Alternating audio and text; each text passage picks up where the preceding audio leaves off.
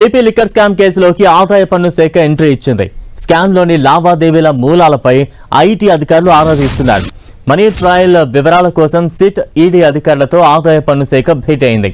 ఈ సమావేశంలో డొల్ల కంపెనీల ద్వారా భారీగా నగదు మళ్లింపుతో పాటు దుబాయ్ సహా పలు దేశాలకు సొమ్ము తరలించినట్లుగా గుర్తించామని అధికారులు వెల్లడించారు.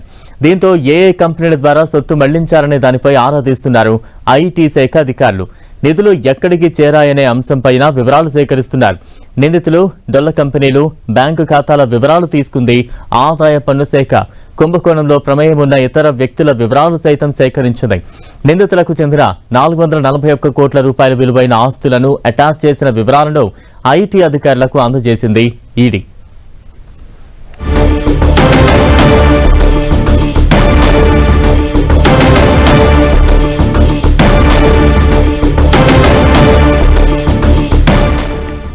ఏపీ లిక్కర్ స్కామ్ కేసులో ఆదాయ పన్ను శాఖ ఎంట్రీ ఇచ్చింది. స్కామ్ లోని లావాదేవీల మూలాలపై ఐటీ అధికారులైతే ఆరా తీస్తూ ఉన్నారు.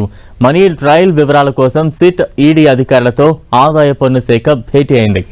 ఈ సమావేశంలో డొల్ల కంపెనీల ద్వారా భారీగా నగదు మళ్లింపుతో పాటు దుబాయ్ సహా పలు దేశాలకు సొమ్ము తరలించినట్లుగా గుర్తించామని అధికారులైతే వెల్లడించారు. దీంతో ఏ కంపెనీల ద్వారా సొత్తు మళ్లించారనే దానిపై ఆరా తీస్తున్నారు ఐటీ అధికారులు. నిధులు ఎక్కడికి చేరాయనే అంశంపైన కూడా వివరాలు సేకరిస్తున్నారు. నిందితులు, డొల్ల కంపెనీలు, బ్యాంకు ఖాతాల వివరాలు తీసుకుంది ఆదాయ పన్ను శాఖ. కుంభకోణంలో ప్రమేయం ఉన్న ఇతర వ్యక్తుల వివరాలు సైతం సేకరించింది.